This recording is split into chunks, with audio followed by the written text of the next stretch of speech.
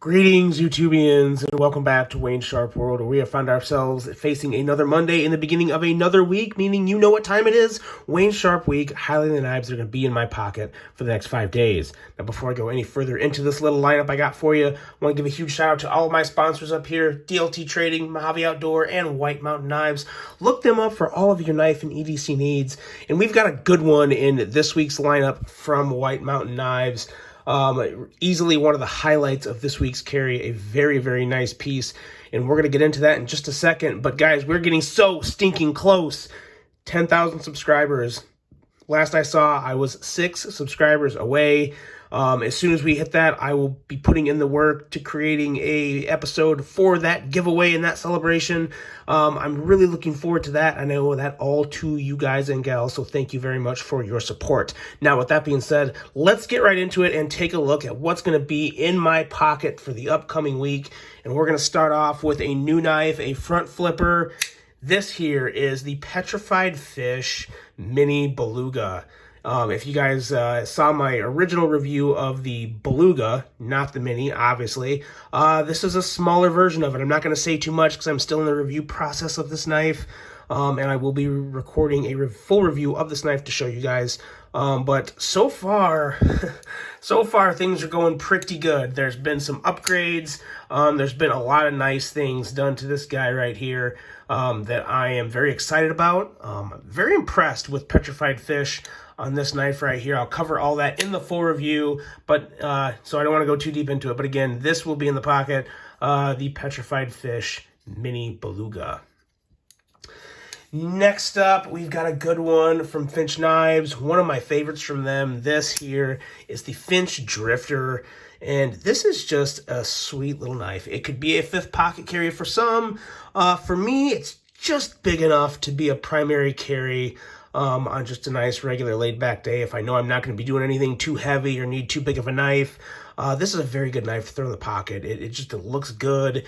Really love that wooden finish. I think it's snake wood or diamond wood, one of the two. It's just a very nice handle on this guy with a very nice blade with a surprisingly nice tip. It's not as dainty as it may look with that big, I guess, Bowie style blade here. Nice strong tip, just a very, very nice design here. Very nice pocket clip and action that it really is. It's just so good. A little snappy, crisp, kind of whips out. Just a very, very nice looking knife and a very nice little carry, the Finch Drifter. Next up, I don't celebrate it too much because I'm not that big of a Valentine's Day fan, but it is Valentine's Day today, so gotta have a little red in the pocket. So today I'm gonna be carrying my Spyderco Paramilitary 2, and only because I have these lava flow carbon fiber scales on it. This is originally a DLT Trading exclusive. They made an M390. Ironically, it had a red handle as well. But I had to give my buddy up at Sharp Dress Knives a call and get a pair of custom lava flow fat carbon fiber scales from him and put them on this guy because he just does such good work. And fat carbon, you just really can't go wrong with fat carbon. It is so good. The quality is top notch, and the Paramilitary 2 is still it's a little big for some people. I just really love it. I'm still torn on whether or not I prefer the Paramilitary 2 or the Para 3. I've had the Paramilitary 2 longer, and I think just naturally being an original, more of a, originally a big knife guy, I think I do gravitate towards the Paramilitary 2 just a little more than the Para 3. But again, you really can't go wrong with either one. But since we got red scales and some pretty sweet red scales on this guy, I wanted to go with this one today. Got my nice Lynch deep carry clip on it. And of course, that upgrade to M390 is always nice. And the satin blade gives it just a little bit more of a A little more of a shine to it, I guess, is obviously probably the best way to put it. And if you guys are noticing my voice sounds terrible right now, I feel completely fine. I have like this weird head congestion. Don't know. I guess you'd call it cold, but again, I feel fine. It didn't keep me from going skiing over the weekend. So, yeah, sound weird, but feeling fine. So, in case anyone was wondering, all good here. And also here, very good, is this Paramilitary 2, which will be in the pocket today.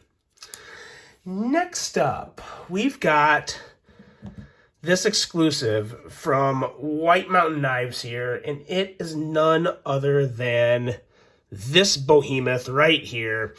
Here we have the Kizer Begleiter XL, and yes, it's a button lock. It is a big honking button lock.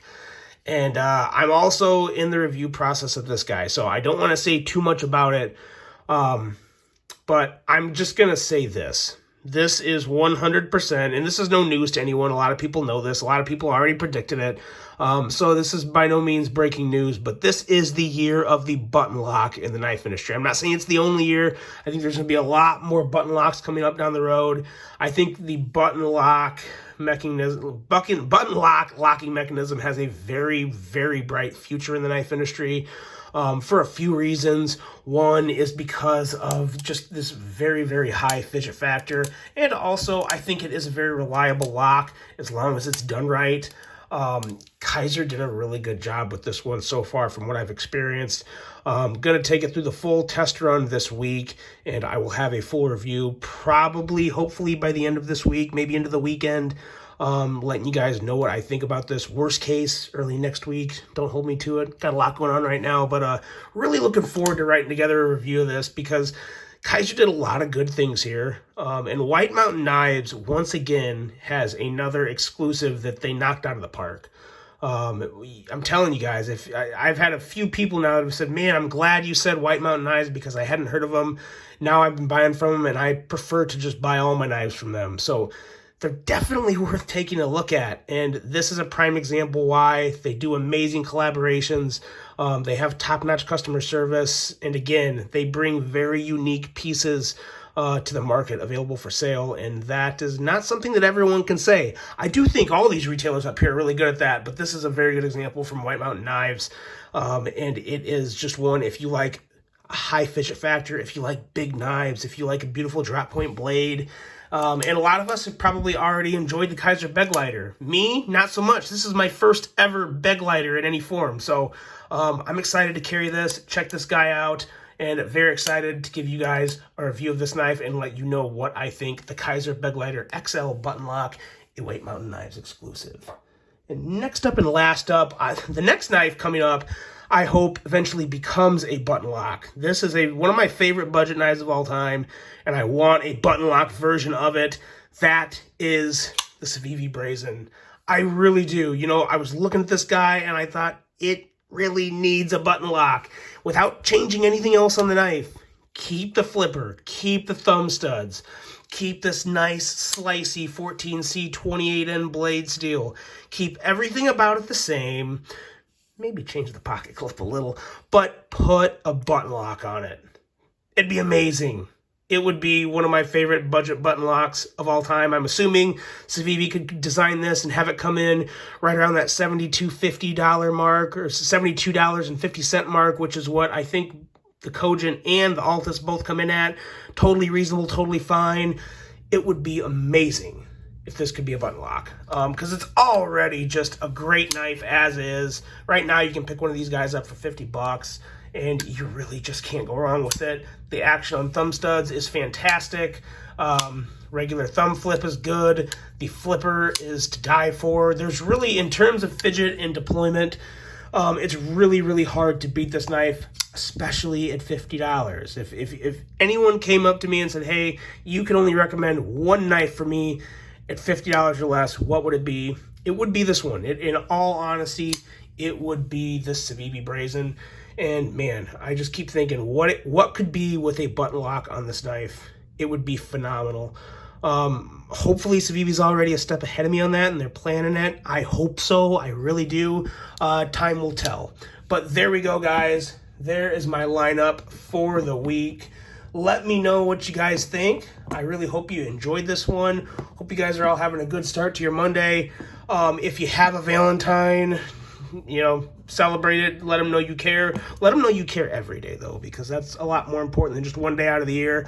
But, yeah, if you're watching this, I will be your Valentine because I love you guys. You are the best. There's going to be a 10,000 subscriber giveaway coming very, very soon. Hope you guys enjoyed this one. Hope you have a great rest of your week. And until the next one, I'm out.